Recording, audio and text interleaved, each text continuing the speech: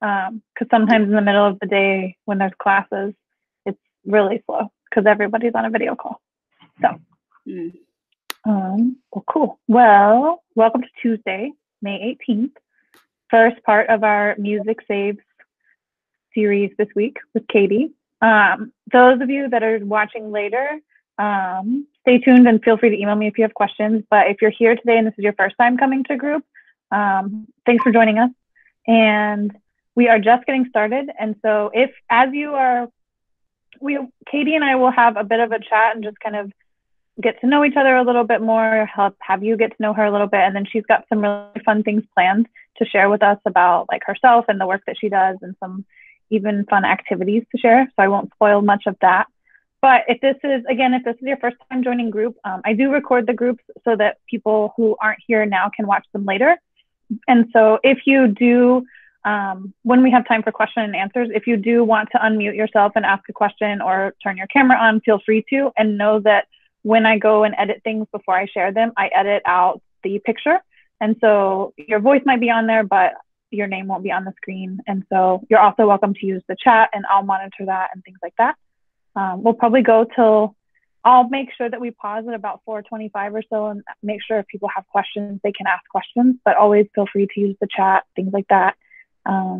Yeah, and the theme of this group is kind of throughout Quad 4 is it's okay not to be okay. And so just know that throughout today, that's kind of the centralizing focus that we come back to over and over again is like, this last year has been a big year for a bunch of people in a bunch of different ways. And I want to create a space here at Barlow, here in this recording for whoever watches it in the future, for you to know that there's lots and lots of people who also have gone through this last year and want to share ways that they've made it through the last year. And so take what you would like from this and we'll go from there. And so we can just jump right in if you want. So I'll let you just reintroduce yourself, Katie, and then I can kind of dive into some of the student questions that have been given to me that we like to ask all of our special guests. So tell us who you are and how you made it here and maybe a fun fact about yourself. Sure.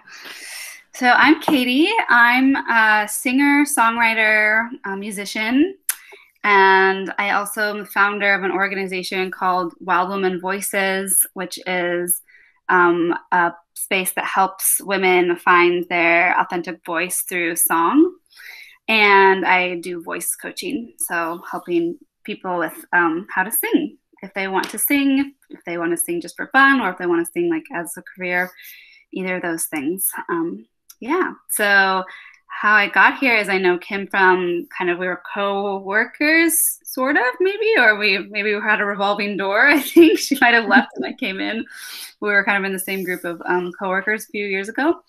And yeah, I used to work at schools out in East Portland. So I'm very familiar with the East Portland community. I did social work out there. So I know your place, even though right now I am currently in Charlottesville, Virginia. I'm on the other side of the country. And a fun fact about me is I was born during an earthquake, which is like during, like in the middle of it?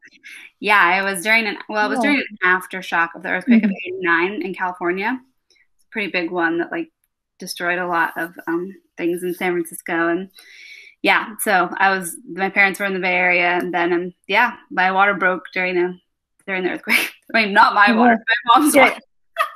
You decided it was time.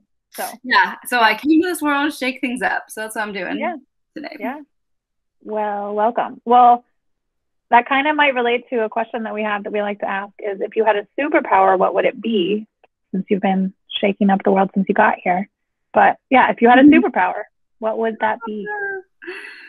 If I had a superpower, okay, right now I'm thinking of like the first thing that comes to my mind is a very boring superpower, which would be that I could sleep at any time I wanted. That I could just be like, all right, sleep, and like wake up.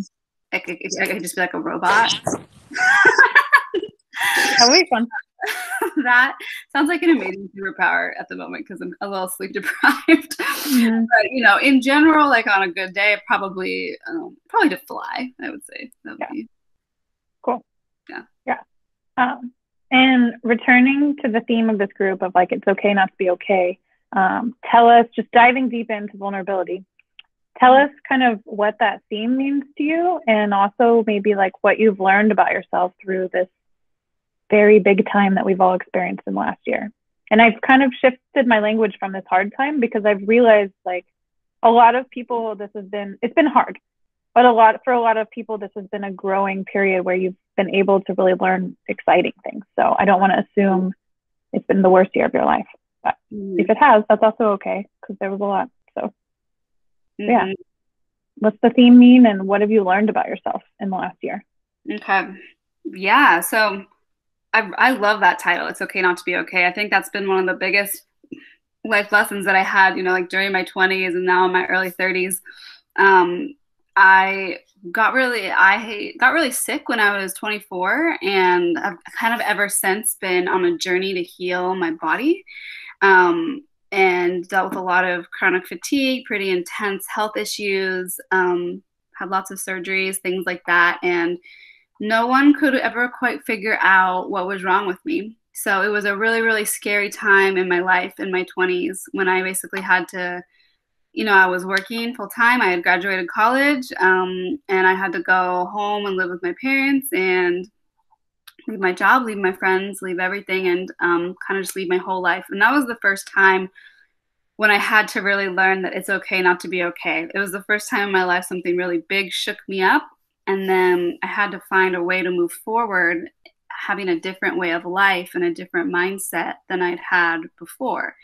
And I was pretty angry at first, and I was really upset. And it took me a long time to come to terms and accept my body the way it is and learn how to live life in a different lifestyle and heal it. And it's still a healing journey. I still haven't ever felt like I felt before this happened, but I'm worlds better now than I was at the beginning. So, through the years, that was something I learned was like when I was feeling really down, say I had a bad symptom day, a bad emotion day, the best thing I could do myself was to let myself completely feel into that, rather than try to suppress it. And then it would pass and I would generally feel better. So yeah, this past year was kind of like a remembrance of the beginning of that time in my life because when that happened when I was 24, it was kind of like everything in my life shut down. Like the whole world kept going, but my life shut down at then. So this time it was like everybody's life shut down at the very same time. So it reminded me of what I went through when I was in my mid-20s. And yeah, it's been a challenging year, definitely. I decided to move across the country because I had an opportunity to work at a horse farm out in Virginia, and I knew I wanted to leave my job. I knew I wanted to make changes in my life, and I knew that this was an opportunity for me to get out of the city and clear my head. And so it was great, but it was hard, like moving and leaving and traveling across the country in a pandemic during the election, and then working at a horse farm. All of a sudden I'm like taking care of 8 horses, and I've never done that before. And so it was like a huge learning, growing experience for me, and being very isolated. I was with a lot of animals, but I wasn't with a lot of humans this year. So I really miss humans. So that's why it's so great to be here. But I had a lot of time with myself to really delve into like my music and my singing, because that has become one of my biggest passions. And basically I finished like writing an album, over the past year. I was able to birth my business, and my friend and I decided to co-create a course, and we just launched it, and we have like people signed up for it. And so we're starting that, and it's been this amazing process. Even though it's been so hard the day to day, it's been like getting very clear on where I want to go with my life. And so that's been the gift, is the space to get clarity of what I really wanted. Because sometimes in the real world, it gets a little busy and crazy, and it's hard to find that sometimes. So, yeah. And I'm sure that you'll dive more into this when I just pass the reins to you. But I'm also curious, like thinking back to when you were in high school, traveling back there momentarily, what's something that you feel like you had to overcome at the time that really felt like it was, I don't want to say the end of the world, but like it felt huge. And now maybe 15 years later, you can realize like, oh, it's okay. Like, what's something that you overcame in high school that felt really overwhelming at the time, but you did it? And how did you do that at the time? And maybe adding a third layer to that, like within that story, like what advice might you give to somebody currently who's in a situation that feels like it's big? And it is, but 15 years from now, it might not be as big feeling. Yeah. It's a good question. There's a couple of things that come to my mind. It's hard because I feel like some of the bigger things I overcame later. In high school, I was a little bit numb, and I don't feel like I actually overcame I mean, I'm sure I did overcome a lot, but I was kind of I didn't actually quite go for a lot of things because I was pretty scared. So I kind of stayed small and kind of chose not to overcome. Like I had, for example, my fear of singing. Like I was singing at the time. I've always been a singer, but in high school it was like this switch flipped, and all of a sudden I had all this shame, and I stopped singing, stopped trying out for solos, stopped trying out for plays, and then I overcame that a lot later in life, coming back to it. But the first thing I can think of, okay, this might be kind of dorky to talk about, but this is just the example that I think of. I remember when I was a freshman, a boy like completely broke my heart, and I was a mess. It was the first time I had like liked someone and kind of put myself out there, and I just remember like he told me that like he didn't want to be with me in the hallway at school, and I just was like, he was told me actually he was going to date another girl instead of me. That's what he told me in the hallway as a 15-year-old. So, and then I had to go sit in class right behind him. It was horrible. My heart was crushed. And then I had to go into a Spanish class and sit right behind him. And it was the first time I can remember feeling that much emotion at once. And also in a place where I couldn't like process it right away. I had to like just keep it in until school was over. And then I just remember crying to my friends so much. And it just felt horrible, felt the end of the world at the time. Just like the shame of not being wanted, of not being, chosen. And, looking back on it, I'm like, oh my gosh, that guy was, not the love of my life, and definitely not someone to put on a pedestal or anything. Like there's so many other people in the sea, so many other people who do want you, who do love you. And, but I think in high school, relationships feel so, they feel so big and intense. It can be in friendships too. If a friend decides they don't want to be friends with you or goes to another group, like that can feel really harmful and hurtful too. And I think a lot of teens feel that, of like not being chosen. That feeling sometimes can be kind of a cruel thing. And just, I would tell myself, if I could go back, like there are people, like you are chosen, you are loved, and like go find the right people. Because if someone, says goodbye to you, then that's their loss. That you want to be with the people that have the open arms, right? And you deserve the people with the open arms. So yeah. Well, those are the main questions I wanted to ask. Final one. What's a favorite movie you'd recommend we all watch in our life? I've got a running movie list from our speakers, and it's a lot of variety. So. Movies. Ooh, I don't know. And you can come back to that if you think of one later. I'll add back to that. Cool. Yeah, I mean, there's a lot of movies out there. Okay. But I'll think about that. Can I answer that? Okay.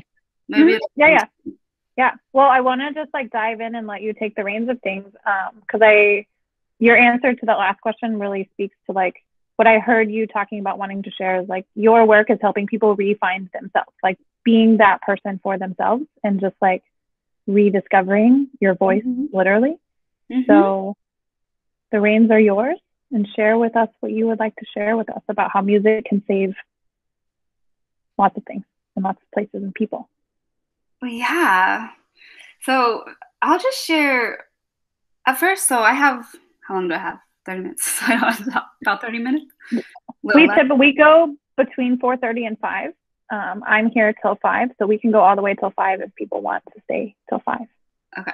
So, So I'll just say a little bit about like my journey, how I kind of found music, and then we'll dive into some activities and like do a little bit more discussion around like how important the work what I think is important work that I do, and maybe some tools that I can give you all today. So I grew up singing a lot when I was a kid. My dad is a minister, and so I went to church a lot, and singing in choirs. And my dad always sung throughout the house, and music was just kind of a part of life all the time. And it was great. I loved it.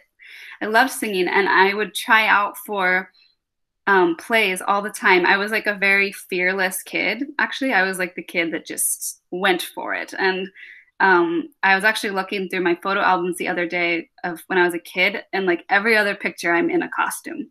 Like I just loved dressing up. I loved performing. I loved being in front of people. And I would get lead roles pretty easily, like without even trying very hard. It just came naturally to me to be on stage and be in front of people. And then, kind of like I mentioned earlier, when I got to high school, it was kind of like this switch flipped overnight, and I just started to feel like a lot of shame around my singing, and started to feel like it wasn't cool. Started to feel like I had to now find other activities to fit in, that I wasn't good enough. If I was going to be a singer, I had to be like the best singer, and I wasn't. I didn't think I was the best, so I started throwing myself into a lot of other things. I played lacrosse. I did a lot of volunteer work. I just started filling my time with things that I thought could get me into college. And yeah, so and I kept singing. I was in choir, but it wasn't really like at the forefront of my life. And then in college, I kind of sang still, just kind of like on the down low. I actually was kicked out of an a cappella group at one point in my life. Long story short, I don't need to go into everything about it, but I say this story because it was a very pivotal moment for me. And basically, this group, decided that they wanted somebody else over me. And so I was ushered out and somebody else was ushered in. And I was already like thinking I didn't have singing was kind of just like a hobby that I kept around. I didn't really know why. I didn't think I was very good, but it brought me joy. So I did it. But then that happened, and I was like, okay, I'm done. Like, I'm putting this away forever. I am not a singer. And so I just completely stopped singing. And I spent the next few years of my life feeling pretty lost. And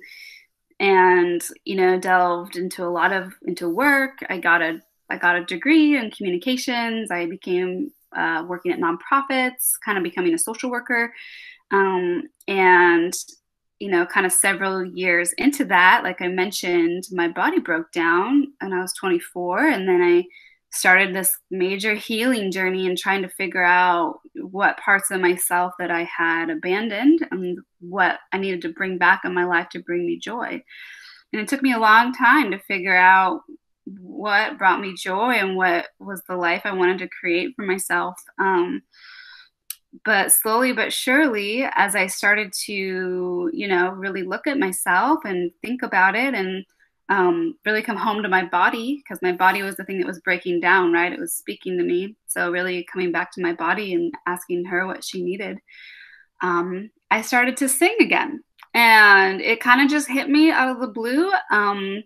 It was like, I don't even know. I can't even remember the moment, but I started to just start singing again in my car. Maybe it was in between meetings in a park. My voice started to come back. And with that, something that had never happened to me before, which was I started to write songs. Songs started to come to me. And it was amazing. I had never written a song before. And then all of a sudden I was just writing songs. And it was hard at first to be like, oh, is this real? Do I like this? But it was very real. And then, kind of slowly but surely, by some miracles, there became some grant money available for me to go back to school. So I was able to go back to school and study voice and music theory. And then I had some friends around me that were also interested in music and wanted to collaborate on songs. And we started working on songs together. And then I met people that were wanting to do similar things. And it just kind of snowballed from there. And now it turned into me wanting to empower other women, particularly, but really all people, to reconnect with their voice, because your voice, in your singing voice, it's a very, very natural thing, right? It's a very natural thing that we all have, and so many of us don't use it. And it really can help you get reconnected with like your purpose and your life and joy and what you want to do in the world. So that's kind of my gist on my take on singing. Um, and my organization is called Wild Woman Voices because, you know, I love the idea that all our voices are wild, right? And they don't have to be like cookie cutter voices. You have a unique voice. Everyone has a unique voice. It doesn't have to be like the most perfect or whatever. Everyone has a voice. Everyone has a song to sing. So I thought we could do a little bit of exercises now. Would it be okay to just take them? If you have a writing utensil, I'm gonna write. If you could do a little bit of writing. If you don't, just think in your head for a minute.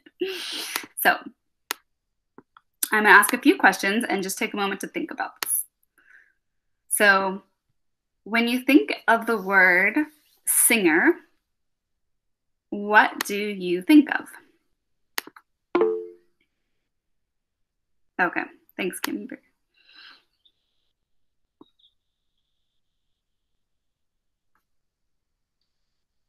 When you think of the word singer, what do you think of? First thing that comes to mind. Could be a name, could be anything.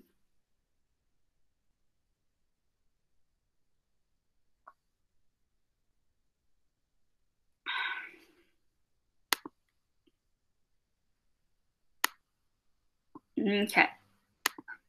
I'm going to ask the next one. If someone were to say, come up to you and say, can you sing me a song right now? What kind of emotions do you start to feel immediately? If you imagine someone coming up to you and say, can you sing this song? What do you start to feel? Do you have any sensations in your body? Does anything come up for you?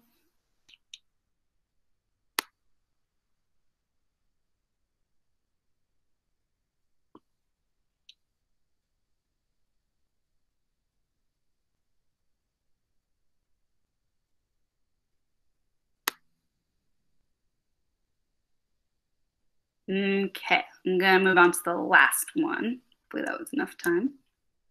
Uh-oh, I lost the group. Have you ever been through a time where you felt like you couldn't speak up or say what you truly wanted to say?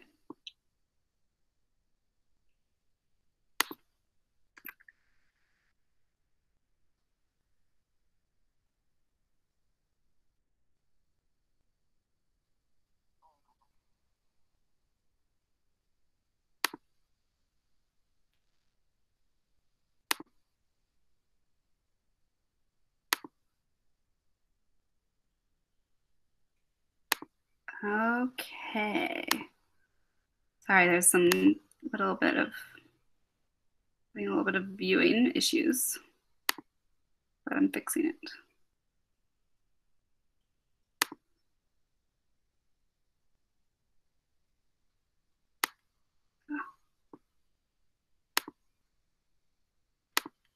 Okay. Uh-oh. Am I joining twice? Can you guys still see me? Will someone say something back to me? Yeah, we can still see you. You can still see me? Okay. Mm-hmm. Somehow this like disappeared from my. Yeah. Okay. Well, as long as you can see me, it's fine. Okay. Let's see. Okay.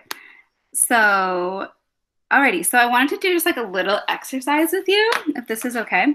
So if you take a minute, we're just gonna experiment a little bit with our voice and our body. So you don't have to stand up if you want, but just feel the connection of your feet to the ground. And take a big breath in through your feet. And let it out. So this time you take a breath in, really breathe into your whole belly and your whole rib cage, your whole top of your body, and breathe out. And now I want you to just kind of start shrugging your shoulders a little bit. And keep taking those deep breaths into your belly. And breathe out. And yeah, just keep shrugging. Then maybe start to shake your hands a little bit. Shrug your shoulders, shake your hands. Keep taking those deep breaths. Breathe out. Maybe start to shake your feet a little bit now. Shake your legs, shake your whole body, move your head. However you want to move right now, just kind of move around. However, it doesn't have to look good or anything, just kind of silly. I'm just doing the hokey pokey, right? Just doing the hokey pokey. And like breathe in, and breathe out. And this time when you breathe out, as you're moving your body, I want you to just make any sound that wants to come out.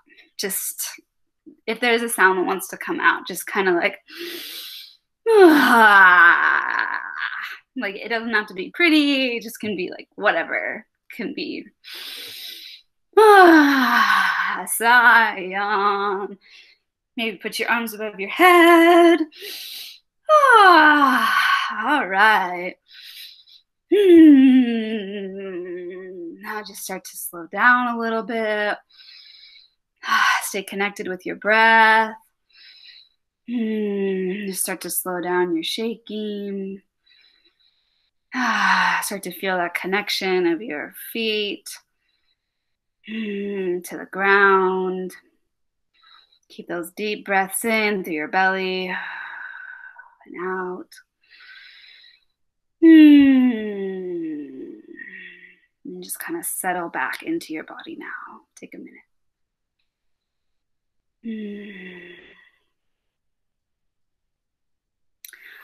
So, my question to you, if you want to answer, you can answer out loud or you can just think about this as well, but I would love to hear from anybody, is how did it feel to move your body and make whatever sound wanted to come out?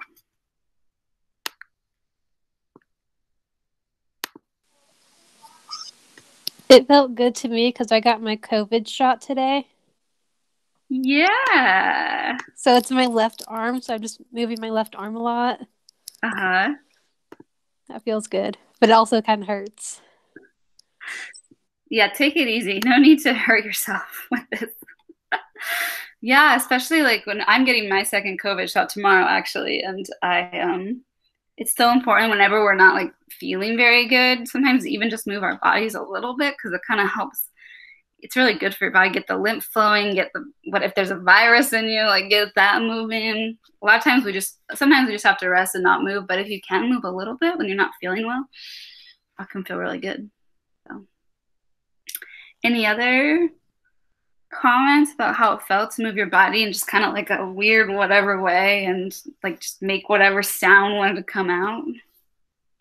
I noticed that I think I had been sitting like this all day because I flew on a plane this morning. And so just doing that made me feel way more like I felt stretched out. So it was nice. Things that weren't moving are now moving around, which is good. That's good. Oh my gosh. Yeah. Planes are the worst. You get so crunched in whenever you travel. Yeah. So awesome to do this kind of exercise after you've traveled or sat, like worked or been in a compact space. Yeah. I noticed for me that I felt like I had a little bit more energy. Like I was kind of getting tired at the end of the day, been on Zoom all day, and just kind of moving around like helps me, I think, just kind of get going again and get some energy. And yeah, totally. Just like wakes up our system. Yeah. Any other reflections? Okay. So, something about the voice is our voice comes from our body, right? A lot of times people think the voice is like this separate thing from our body. But it actually comes from our body. So if you're ever feeling like disconnected from your voice, you really need to connect with your body first. And then often that can move your voice. A lot of times, yeah, people think if you're disconnected from your body, then you are most likely disconnected from your voice. And you might feel like it's harder to speak or harder to sing. You might feel more lethargic, more tired, more crunched kind of feeling, like this kind of feeling. When in reality, if you want to speak or say your truth, you usually want to feel like this, right? You want to feel like heart open to the world, confident, like ready to speak, like that, right? You see how the difference in my body? If I'm like this, do you think I'm like a person that really wants to like speak up and sing or perform? Not really, right? But if I'm like this, if I'm breathing and I'm connected to my feet and every part of my heart, then I can start to feel my voice really flow through. So, personally, I don't like the term losing your voice because I think that you always have your voice inside of you at any time. So even if you don't feel like, you might feel like you lost your voice sometimes if you've been sitting on a plane or you feel it just like not great or just whatever, you might feel like you lost your voice, but reality, you always have your voice, right? It's just about reconnecting with it and then letting it out into the world, however it wants to come out, speaking, singing, weird sounds, whatever. Okay, so I am curious if we could talk about, I'm curious about some of your answers to the questions that I said at the beginning.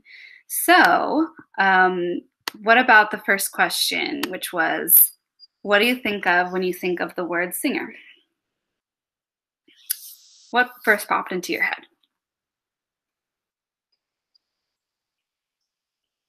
It might be pretty basic, but I just thought music first. Music. Like I just went to correlation. Mm-hmm. Okay. Music, singer. Singer is often somebody that sings music. And I also thought of bold. Like I feel like, yeah, bold or brave. Bold or brave. Yeah, People are scared of that. Mm-hmm. Mm-hmm. Yeah, when you think of someone who's a singer, you think of someone that's usually pretty brave, putting themselves out there in front of people in a vulnerable way. Mm-hmm. Any other thoughts? One of the first things that came to my mind was stage. Mm-hmm. That's I think how I normally experience somebody that's singing. Mm-hmm. So, yeah. Stage. Okay. Yes, definitely. We think of like a performance. Mm-hmm. Somewhere seeing a performance, that like professional experience. Mm-hmm. Anything else? Singer. First thing comes to mind. How about the first actual singer? Like when I say singer, who's like the first singer that comes to your mind? Like a famous singer, or maybe it's your mom. I don't know. Who do you think of? Like what person do you think of? Not gonna lie, I thought of Britney Spears. Britney Spears. Nice. My first like female singer that I felt like I chose to listen to wasn't like my mom's music that I was listening to. Mm-hmm. So, mm-hmm. Nice. I mean, Britney, she's classic. Questionable sometimes, but she's got some classics. She lives her own life. She does. Yeah, I'm kind of a closet Britney fan. I like her. Any other ideas? Like, when you think of singer, who do you think of? I think of like Katy Perry and yeah. Mm-hmm. Yep, Katy Perry. Yeah, she's pretty cool. She's got the same name as me. I mean, her first name. Anybody else? Singer. First singer that pops into your mind. Any ideas? Okay. Well, those are great examples. So some of the things you said, were, Britney Spears, Katy Perry, stage, bold, Those are all kind of natural things when we think of a singer. Um, in our culture, we have really put singers in this kind of other category of people that are like the professional people on the stage in front of you, the famous people, or just the people that are bold, proud, and like have everything down. And that's kind of what we think of when we think of singer. We don't necessarily think of the average everyday person. And in reality, singing is like an ancient tradition, from like before, I don't even know the first person to start singing. Animals sing, like it's a very natural thing that's been around forever. And it used to be such a daily part of tribal culture, right? Everyone sang. People came and sang around campfires. And there might have been some people that led ceremonies and things that were kind of like the main singers, but everybody sang. Everyone was a singer there. And then with our culture, we've kind of stamped that out and said like, oh, only these few people are singers, right? The people that are the boldest, the bravest, that's got the pitch perfect and the, whatever. And I think that's been really harmful. I think that's kind of what happened to me in high school, was when I started to believe that. I started to believe, oh, well, I don't quite sound like my peer who sounds like a Broadway star already because he's been in vocal coaching since 5 because his parents have paid for it. And I've never had vocal coaching at that point in my life. So I was like, well, I'm not the best, so I'm going to stop, And by stopping, that was something that brought me so much natural joy, took away so much from my life for many years. And singing is a very, very natural response in your body. Everyone is a singer. Everyone has that ability, and that at some point in your life, I bet you will find yourself wanting to sing. I think that that's just kind of as natural as breathing or eating. And so that's kind of what I bring with thinking about that, because, unfortunately, we are taught that maybe we can't do that. But in reality, we can, and everyone has the ability to if they choose. Okay, so I wanted to ask the second question again, which was second question. Oh, if someone came up to you and said, "Could you sing me a song right now?" What would happen? What would you do? Well, I had this immediate reaction that I think maybe students feel when a teacher calls on them in class in this digital format, where I was like, oh no, I need to escape right now. Mm-hmm. And that was just a barely, not surprising, but I was surprised how fast it happened, because you weren't asking me to do that, but I had that reaction as if you were. So that was interesting. Ah, so interesting. Mm-hmm. Yeah. Mm-hmm. Any other natural responses? What happened? Yeah, my first was anxiety, and then my gut like starts to tighten. Like, oh, I've got some singers in my family who are very good. And so I always like, hey, you want to sing the birthday song? Find somebody else who does it better quickly. Mm-hmm. Mm-hmm. Yeah, those like visceral body reactions of like, oh, okay, I can't do that. No way, Jose. Mm-hmm. Anything else? Was anyone like, yes, I'm excited to sing? No? So I like to sing alone in my room sometimes. Not like in big crowds. Unless I'm in choir, then I'm fine.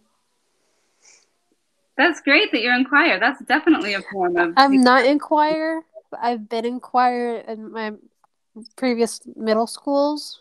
Mm-hmm. So. Gotcha. Well, singing alone in your room is awesome. I do it all the time. It's what I've done a lot during this pandemic. I've done a lot of solo singing in my house. So yeah, I hear that a lot of like people say, first of all, those kind of reactions of like, oh my God, so much anxiety in my body. I can't sing. No way. That's not going to happen. And then some people that are like, oh, well, I love to sing, but like not for anybody else. I do it in my car, I do it in my shower, I do it in my room. No way, Jose, am I like showing my voice to anybody else. And it's okay. Like I would never want to like force someone to do something they truly didn't want to do. But I would maybe challenge everyone that has those reactions to really go into yourself and say like, why am I feeling this way? Like, is this something I learned? Maybe when I was young that, oh, I'm not a singer. Like, where did I learn that? When did I start to believe that I couldn't sing? Just like get a little bit curious about that. And then just start to think about, is that true? You know, like what would happen if you sang? Would you like die? Would you fall over and die? Like probably not. I hope not. And like I truly believe that singing, you know, it's this very natural, it's so cool, right? It's an instrument that you carry with you all the time. It's an instrument anyone can play at any time that they want, right? You don't have to have a keyboard, you don't have to have a guitar, you don't have to have anything. Most people, there are a few people that don't, but most people on this planet have a voice, have the ability to sing something. So it's pretty cool when you think about that, like, wow, I have this instrument inside of me, my voice in my body that I can use at any time to sing anything I want. It's like I was saying before, it's been used for centuries, right? It's used for ceremonies, used for sacred purposes. It's used for processing your own emotions. You might find that you want to sing when you're really sad. Sometimes it's your body wanting to process it. Maybe you want to sing when you're angry. You want to, like the theme of this group, it's okay to not be okay. Singing is an amazing tool to kind of like process some of those not okay feelings through your body, through your voice. And you might find that when you start singing again, whether it's in your shower or maybe you even start to open up around a few safe people, you start to feel a little more confident in other parts of your life as well. It's a natural connector to your voice. Singing's not just about singing. It's about connecting to your voice, hearing the sound of your unique voice that's coming out.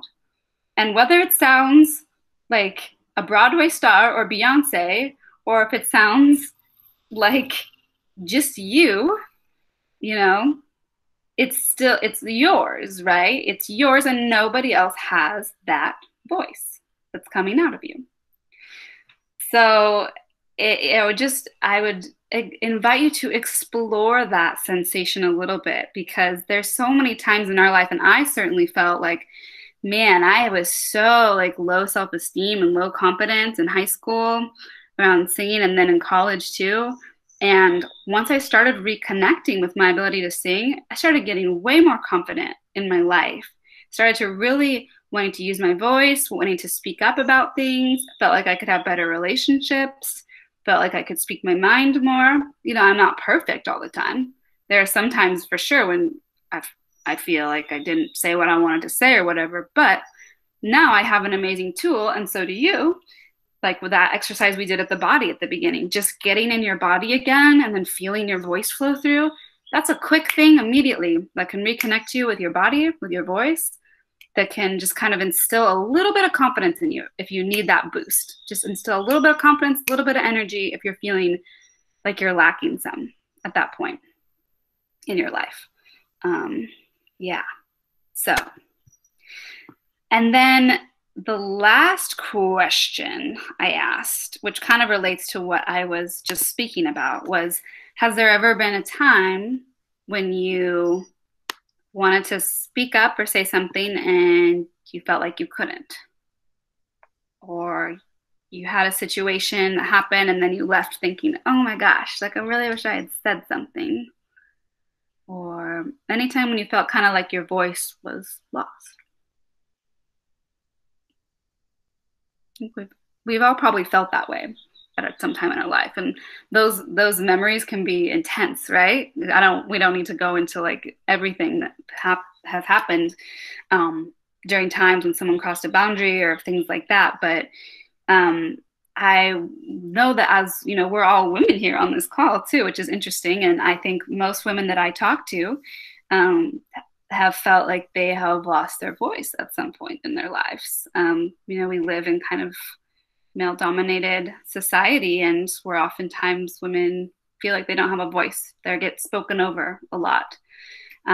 And I believe that every woman, every person in general, I'm just very passionate about women in general, have the ability to reconnect with that voice through their body, through song, and find their unique song to sing in the world. Find your unique message, find your confidence.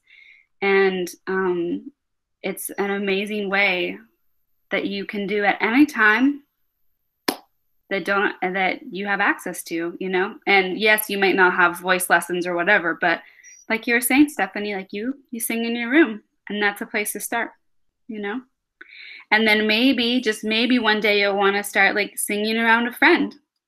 I think a great exercise actually to help you get comfortable with your throat chakra, you're opening your throat, your voice, is ask a really good friend or ask someone that you trust to just like sit in the room and just be like, okay, I'm just going to sing a song. Or it could be like, I'm going to read a poem, something where you use your voice and you have someone there to witness you, or you send them a recording maybe. And then you can, usually someone that's just going to say like, oh, that was amazing, no matter how it sounds, because then you get feedback of like, wow, that wasn't so scary, right? To use my voice, to get reconnected with my voice and say what I wanted to say at that time. So I have an interesting experience around like singing around people. I love singing in my car. And I don't do this, but there was a time in my life when I wanted to sing a little bit more around people. So I would decide that I was slowly going to turn down the radio. Like I would sing along to the radio, but I told myself that the radio was drowning me out. And then I started experimenting with like turning it down so that I could hear myself, and then being more comfortable just letting somebody hear me if the radio was up, and just, taking those little baby steps of doing the thing that I do for fun around people that I also like to be around. So nice. Those little tiptoey steps of like, this is the real me, friends. Yes, that's great. You started to just turn down the radio a little bit so you could hear yourself more? Yeah, so that I could hear me, or so that I wasn't trying to hide behind the radio. Because I feel like I noticed that I was singing along, but like not really. So love it. Yes, that's a great tip. I hadn't thought about that. I will give that to people that I work with. Not trying to drown yourself out. In 6th grade, I was in a talent show, and I sang with one of my best friends. Her name's Noli Weber, and we sung True Colors together. It was really cool. Love that song. Oh my God, that song makes me cry. That's awesome. How amazing. You were able to sing with another person? Yeah, and my mom was there. She was in the audience. Oh. Because my brother was also in the talent show. He did a dance to Happy. And how did you feel after you did that performance? I felt good. Yeah, why do you think you felt good? Just because I got it off, like, I felt comfortable because it was a lot of people I knew, like, forever. Yeah. Yeah, and people were watching you, right? Like, you were able to open your voice and sing with someone. I imagine you worked on it. You probably worked hard on it. And it's like presenting to the world, like showing your true colors, right? To the world. So that is pretty much all I have planned for today, of kind of, my passion about singing and helping, how it is an amazing tool to reconnect anyone with their voice, with their bodies, and your confidence in saying what you want to say in the world. So I'm here for any questions or whatever. I have a question for the next 15 or however long. So you mentioned something called the throat chakra. To those who might not be familiar with, like, what does that mean? Could you give us a quick explanation of what that means? Yes. So the throat chakra, so chakras are different energy centers along your body that goes all the way from the root of your spine up through the crown of your head. And your throat chakra is right here. And so the idea, it's kind of like a spiritual belief, is that when all these energy centers are flowing and open, like you have access to more in your life. So it's kind of like, okay, you kind of have to get the ones down below flowing first, right? The ones connected to your pelvis, to your stomach, to your heart, before you can open up your throat. And then you have like right here, your third eye, which is connection to your intuition, connection to mental clarity, and then the top, which is like connection to spirit or whatever, if you believe in other realms and things like that. But the body ones, it's kind of an interesting concept, which is what I was talking about before, where in this theory that you have to be connected to your body before you can open your throat center. So with that, would you say that like dancing and singing as a combined activity could be a good way if somebody was feeling disconnected? Mm-hmm. Even if you're just dancing and singing in your own room or your shower or whatever? Mm-hmm. Absolutely. Mm-hmm. That's why I kind of did. I mean, if we had been in a big room, I might have had us do like big movements, together, but we're on like Zoom. So we just did like small, shaky, silly movements.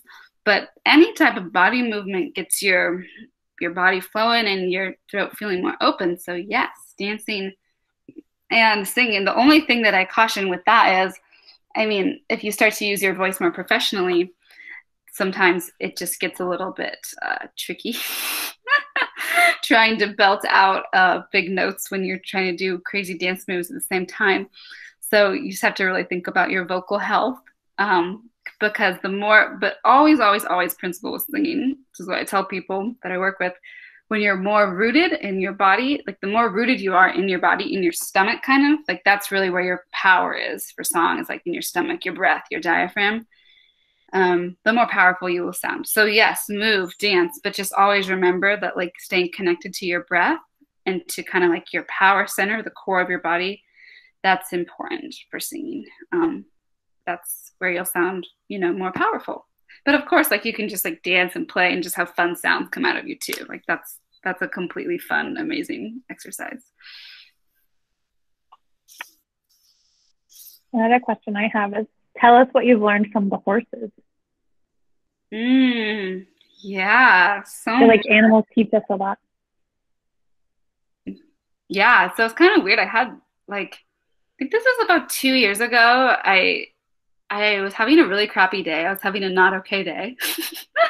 And I went and saw a movie by myself on this not okay day, because that's what I do sometimes. And there were horses in this movie. And I came home and I was like, I really want to be around horses. Like, I want to go be around horses.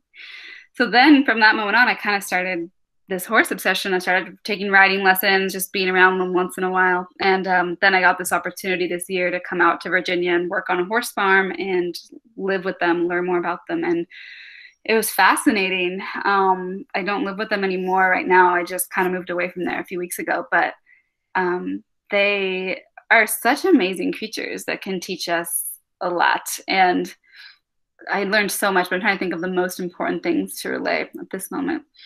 I think they actually taught me a lot about my voice when I was there, because horses respond well when you set good boundaries with your voice. Like you really have to be firm sometimes, like firm and gentle was kind of like a loving parent a lot of times with them, to be like, no, like we're not doing this right now, or to like, you have to be very clear, right? Because if you're sending like mixed signals to a horse, they're just like, whatever, they just go do their thing. So it was a good exercise for me to like get clear with what I wanted, use my voice loudly and firmly with them, and use my body too. Like horses respond really well to your body movement. So like if you are just looking right where you want to go and you're walking confidently and like your chest open, and they'll usually just follow you if you're trying to lead them. But if you're kind of like hunched over, or if you're just like looking all which way and you're not really sure where you want to go, they just like go do their own thing. It's like impossible to get them to follow you. So taking it as a lesson in my life, it was like, okay, well, how do I be a leader now that I'm kind of in a more leadership position? Like, when I perform, one, and then also when I teach women in groups or individually, if I act like I don't know what the hell I'm doing, like, do you think people will follow me? Like, probably not. They'll go work with somebody else or they'll leave my show. Because when I perform on stage, I want to look like I know where I'm going, right? I want to look like I know where I want to lead the audience. I know where I want to, know what kind of emotion they want to feel. I want them to feel confident in me. And so I kind of transferred a lot of that into my life in song and voice. And I think if you get clear on where you want to go, or at least like if you exude that confidence, even if you're like not quite sure, but you're like, okay, people are going to respond if I just kind of like, if I just, stand in my body, stand in my truth and confidence, they will follow, they will follow me, and having faith in myself, having faith that could happen. So. Who's a person in your life that helps you be reminded of that when something else creeps in and you forget?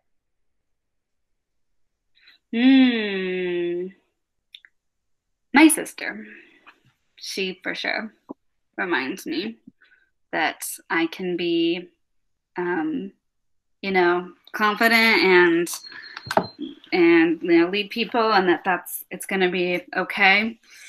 She's a wonderful light in my life. We're very, very close. I'm very blessed to have a very close sister that I can call anytime, and we can build each other up. And that's another thing, because like we all don't feel great sometimes, right? We all sometimes feel not confident or not good about ourselves, or feel like our voice doesn't matter. I even have those days, even though I'm a singer and I sing all the time. I still sometimes think my voice doesn't matter. And so what do I do in those moments? Well, I usually start singing, and that reconnects me to my voice and my confidence again. Sometimes I call my friend, my sister, and they remind me that, oh yeah, I'm confident and I'm awesome and I can do this.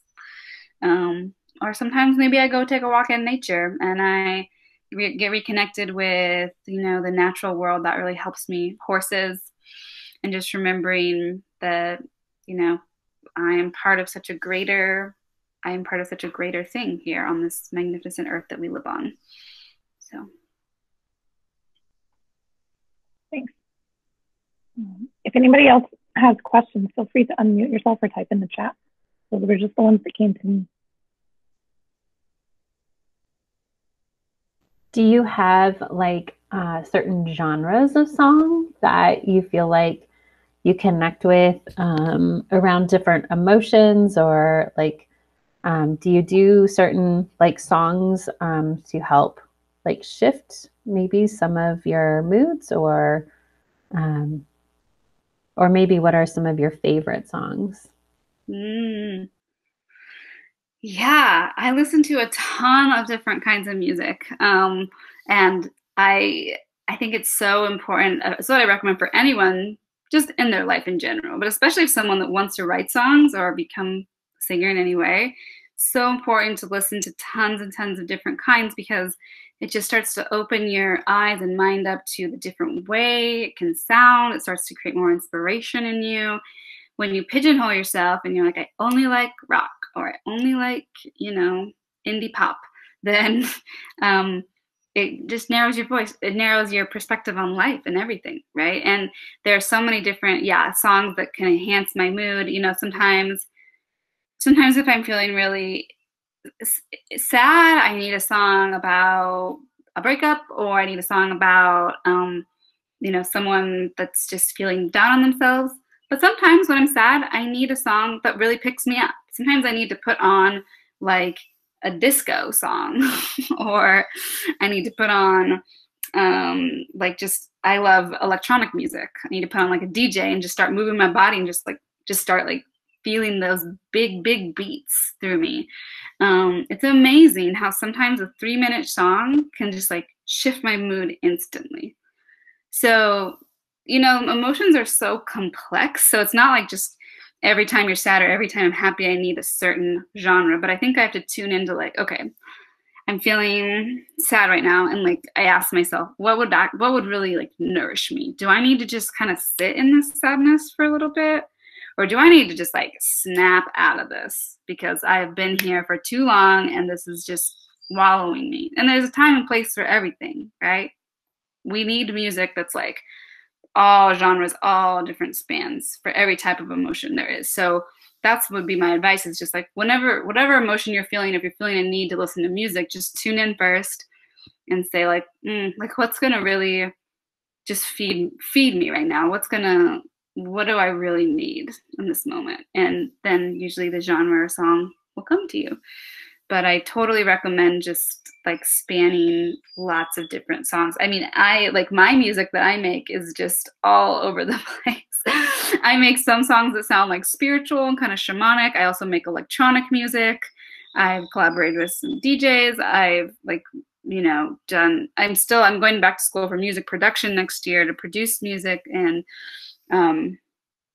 just excited to get more into bringing my sounds to life. But if I were to just say like, oh, I only write folk, or this is my genre, country or whatever, I think that really, really limits people. And unfortunately, we see an industry in front of us where they're like, all right, they sign artists, and you see like artists, I don't want to like rag on anybody, but there are some artists out there where you see them like that only sing a certain type of music, and it's fine.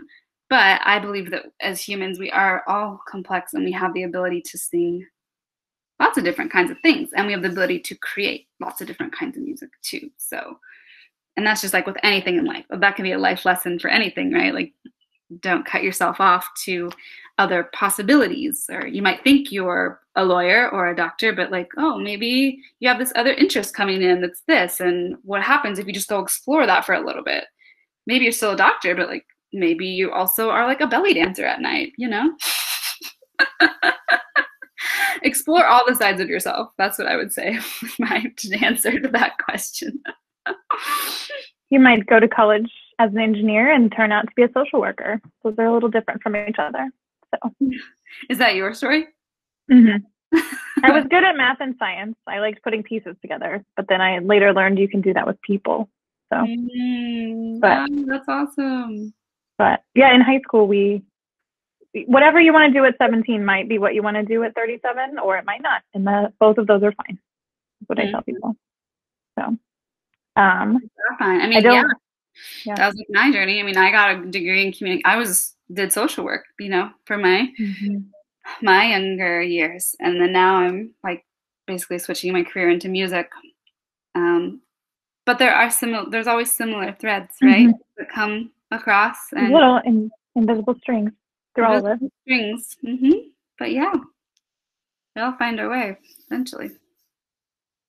I want to leave room if anyone else has questions, but then after, if we have no more questions, I'm curious if you have anything fun you want to share for those who are curious about Thursday's guest speaker and why they should tune in. Yes. So.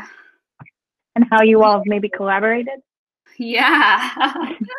He keeps changing his name a lot, but I believe right now he goes by transiiient.nature. Is that what he told you? Am I saying that right?